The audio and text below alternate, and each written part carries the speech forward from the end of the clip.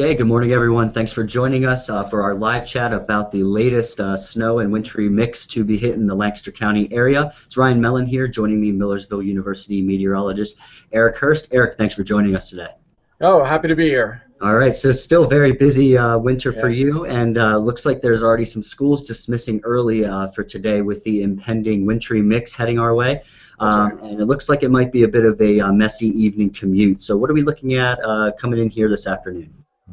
Right. Well, if you look at radar now, during the midday hours, there's a front-running band of some light snow and sleet that's moving into the Susquehanna Valley. So I think here in Lancaster County, we will see some snow and sleet. It'll be light and intermittent, developing the first half of the afternoon. So there can be a slippery coating that develops in the roads and spots. But the big problem is later in the day.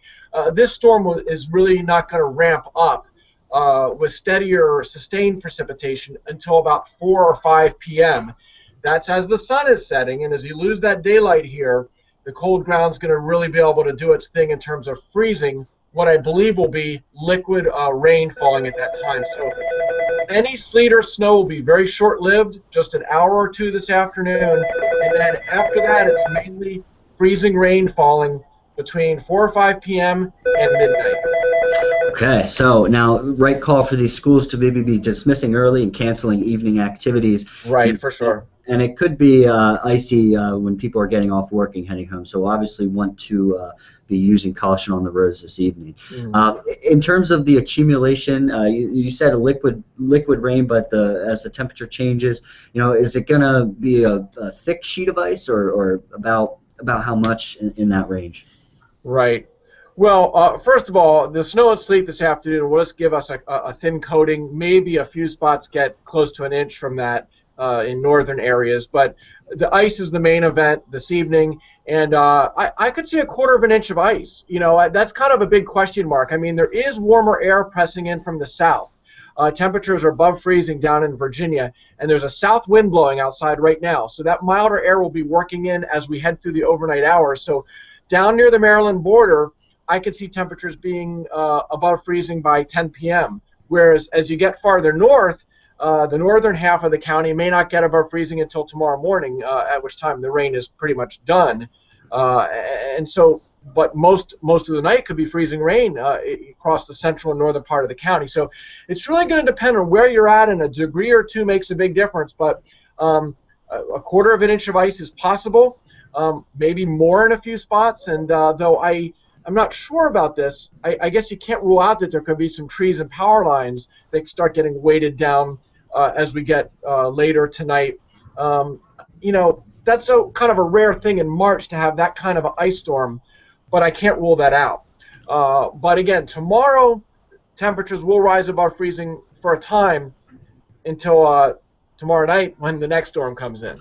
Right, so it might be a good idea to be prepared for some power outages this evening. Have the blankets on hand or your power outage kit maybe on hand, just as a precaution. It doesn't hurt to be prudent. Make sure your cell phone's charged and all that good stuff. Hopefully we'll dodge the bullet in terms of widespread problems, trees and power lines, but still, untreated surfaces, whether they're sidewalks, driveways, the roads have been pretty well treated, but if we have steady freezing rain, it could turn into a skating rink in some places this evening. Right. How about our morning commute tomorrow? You said the rain will wrap up overnight, maybe into the morning hours. What are we looking at tomorrow morning for the drive? Yeah, I think tomorrow's a damp day where there's still some lingering drizzle and some lingering light rain off and on, but temperatures will be above freezing tomorrow.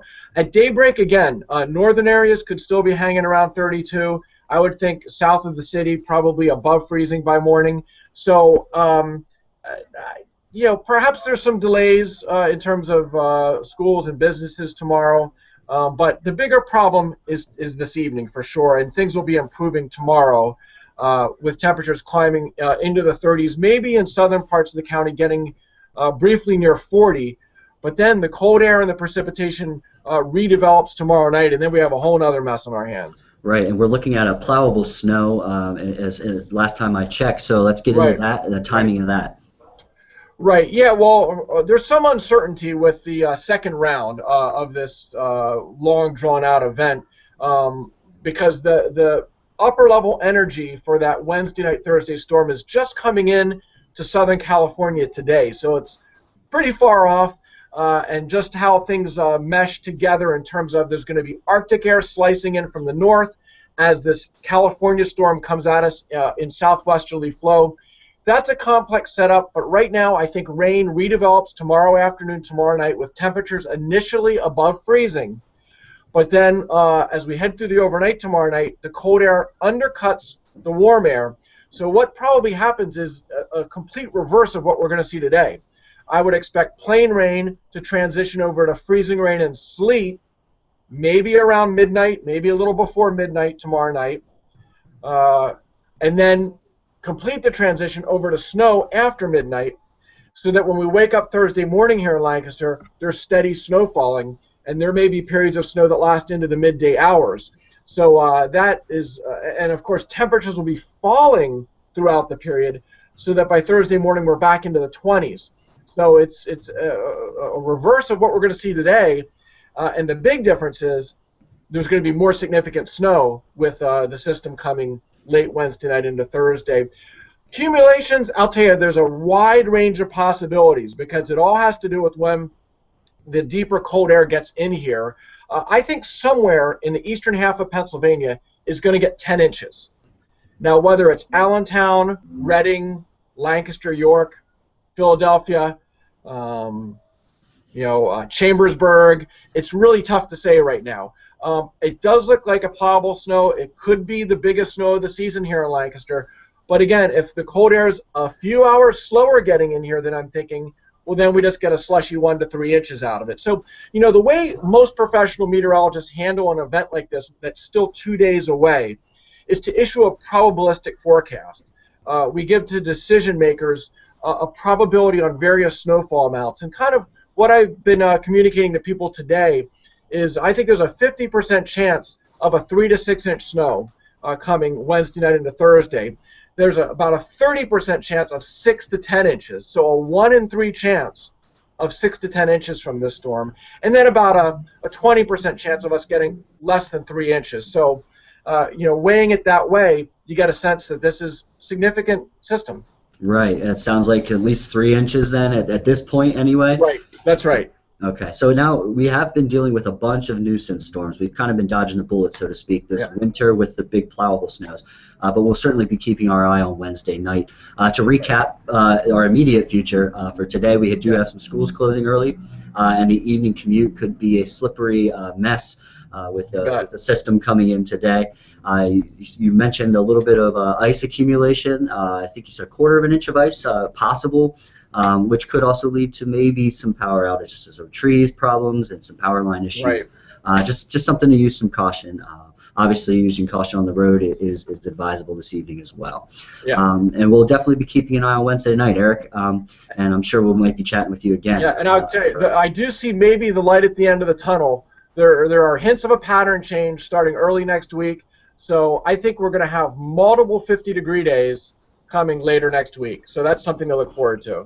That'll feel tropical after what we've been dealing with. So, at least, or maybe I'm just wish casting there a little bit. I'm hoping for 50s, but seriously, the pattern is going to change next week in a way that is going to signal some warmer weather, and I think we're going to hit 50, at least a couple of times. So we have that to look forward to.